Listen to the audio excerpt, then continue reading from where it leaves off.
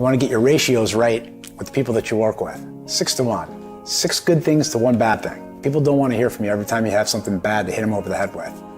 Every time you come up there, what now? What did I do now? Build in the discipline to catch people doing things that you want to perpetuate more of in your culture. And then when you have to hit them with something, it's not the only time they've ever heard from you. They're more open to it. They trust you. They value hearing what you have to say because they've heard from you before and it's not always so negative.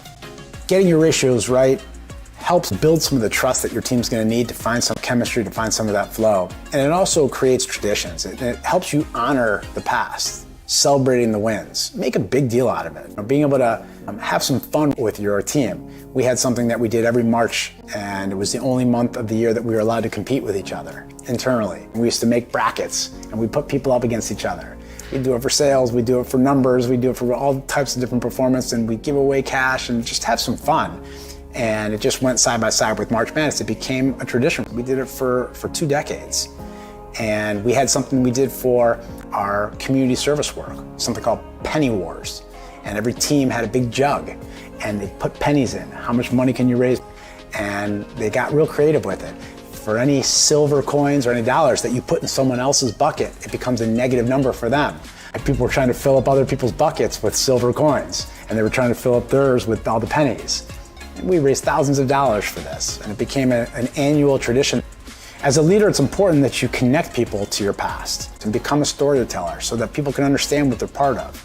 You can't expect your company to grow and have all these new people come on and just jump on board and know and assume that they are going to love the company like you love it or like all your veterans love it. Connect people by telling them stories about where you came from. Share experiences and things that you have encountered with some of the veterans, giving them the accolade that they deserve and some of the appreciation publicly by telling people their story about what you've seen from them and how they've overcome things. Use them as an example so that other new people can look up to those people and they can build relationships and forge efforts to be able to do more of what you want in your company to be successful. And it's important that you as a leader take responsibility to build that legacy within your company and not get too caught up in your day-to-day grind, because you have a day-to-day grind. You've got problems. If you're a visionary, you're looking out of where we're going.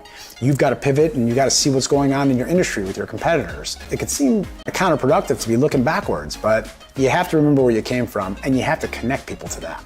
That's how you build traditions. That's how you build a culture. That's how you get people to love your company. You savor those stories. You make sure that you include and engage other people to tell them so that you're not the only one.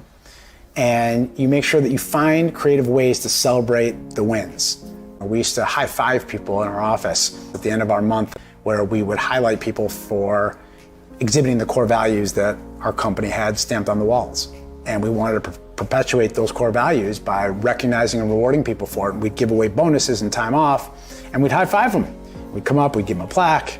We did all kinds of cool things. And we found ways to get people excited about being recognized, because they say that if you don't recognize people within a 7-day period, they feel like they have not been recognized, which I saw that on a Gallup poll study, and I just can't believe that people feel like they have to be praised every 7 days. But that's the reality we live in. And that's what you have right now going on in your company. And so whether you have hundreds and thousands of employees or you have a small group of 10, it does not matter. Either you or your managers, your leaders, are either praising people and acknowledging legitimate, authentic, specific examples of things that they can highlight, or they're not. And if they're not, people feel undervalued. And if they feel undervalued, guess what? They're quietly quitting, and they're gonna find a place that will value them. That's the world we live in right now. People have less patience today than they've ever had. They have a sense of entitlement like they've never had before. And people have high expectations, just like you have expectations of the people that work for you. So it's important to make sure that you highlight people and praise them for doing good things, more of what you want, celebrating the wins along the way, honoring your past by creating traditions and telling stories about how you got there.